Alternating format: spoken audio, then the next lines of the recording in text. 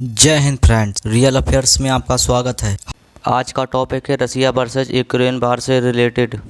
Ukraine Indian student से बार बार कह रहा है कि हमारा देश छोड़ के चले जाइए, वरना बहुत ज़्यादा मुसीबत में पड़ सकते हैं आप लोग। इवन दो आप लोग सोच रहे होंगे कि कुछ समय पहले तो हमने ऑपरेशन गंगा से लगभग 18,000 इंडियंस को निकाला, या फिर हमने अपने स्टूडेंट से कहा कि आप लोग हंगरी एंड पोलैंड जैसे कंट्री में चले जाइए। मगर कुछ इंडियंस हाल ही में यूक्रेन फिर से चले गए, जिनकी संख्या लगभग 3400 है। रसिया यूक्रेन वार से पहले यूक्रेन की जो पॉपुलेशन थी लगभग 4.8 करोड़ थी, मगर जब से रसिया वर्सेज यूक्रेन हुआ है ना, तो यूक्रेन की पॉपुलेशन 4.4 रह गई है। रसिया साफ साफ कह रहा है कि ये जो वार है ना भाई, कई दशकों तक चलेगी। अगर ये वार कई दशकों तक चली तो यूक्रेन की पॉपुलेशन लगभग 3 करोड़ रह जाएगी। मगर यार एक बात सोचने वाली है कि जब यूक्रेन के लोग यूक्रेन छोड़ रहे हैं तो इंडियन वहाँ पर क्या करने जाएंगे। इसका और कोई कारण नहीं है बल्कि कैरियर है। कैरियर के लिए स्टूडेंट वहाँ पर जा रहे हैं। ये जो स्टूडेंट थे ना वह 2021 के बैच के थे। इन्होंने कहा कि जो हमारी जो बची हुई पढ़ाई है इसे किसी अदर कंट्री में करवा दो, पर इसके लिए यूक्रेन ने अनुमति नहीं दी। इसलिए इंडियंस मजबूरी में यूक्रेन वापस जा रहे हैं। मगर देखा जाए तो यूक्रेन में जाना बहुत ज़्यादा डेंजरस है, क्योंकि यहाँ पर मिसाइल्स एंड ड्रोन्स कभी भी अटैक कर सकते हैं।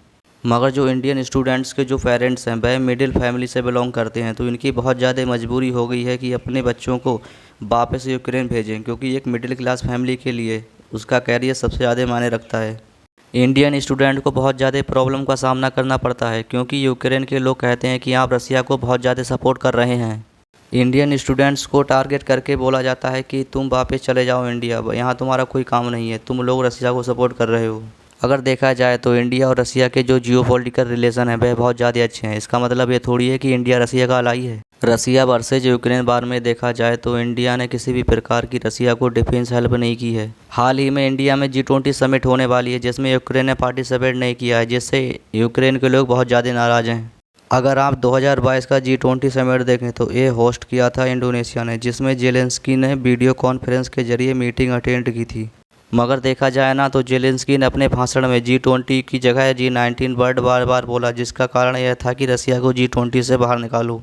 इस प्रकार जो रसिया के प्रेसिडेंट व्लादिमीर पुतिन थे वह G20 समिट अटेंड करने के लिए इंडोनेशिया नहीं गए। जो इंडिया में G20 समिट होगी उसमें बाकी टॉपिक पर भी बात होनी चाहिए। पिछली बार की तरह नहीं कि G20 में रसिया यूक्रेन वार चलना शुरू हो गया। जो इंडिया में G20 समिट होगी ना, इसमें थोड़ी होगा कि जेलेंस्की को बुलाया फिर रसिया के बारे में बोला बैला कहलवाओ।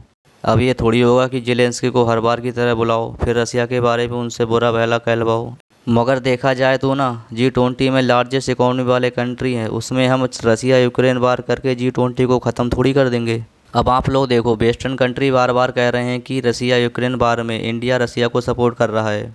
देखा जाए तो जो वेस्टर्न कंट्री है ना, ये शुरू से ही इंडिया के बारे में बुरा भला कहते आए हैं, मगर इससे इंडिया का कोई फ़र्क पड़ेगा नहीं। इंडिया ऐसे ही डेवलप करता रहेगा। मगर देखा जाए तो ना यूक्रेन में इंडियन स्टूडेंट्स ही प्रॉब्लम फेस नहीं कर रहे हैं, बल्कि चाइनीज़ स्टूडेंट्स भी प्रॉब्लम को फेस कर रहे हैं। ये जो 2021 बैच वाले स्टूडेंट हैं, इनको इंडियन गवर्नमेंट के द्वारा सोचनी चाहिए कि इनकी जो बाकी की एजुकेशन है वह अदर कंट्री में करवा लें। इसका सलूशन जल्दी होना चाहिए ताकि इंडियन स्टूडेंट्स को प्रॉब्लम फेस करनी ना पड़े। अगर इस टॉपिक पर कोई न्यू अपडेट आता है तो मैं आपको एक वीडियो रिकमेंड ज़रूर करूँगा। तो फाइनली ये होता है वीडियो का एंड। आप करेंट अफेयर एंड जियोपॉलिटिक्स से जुड़ने के लिए हमारे चैनल को लाइक शेयर सब्सक्राइब जरूर कर लें।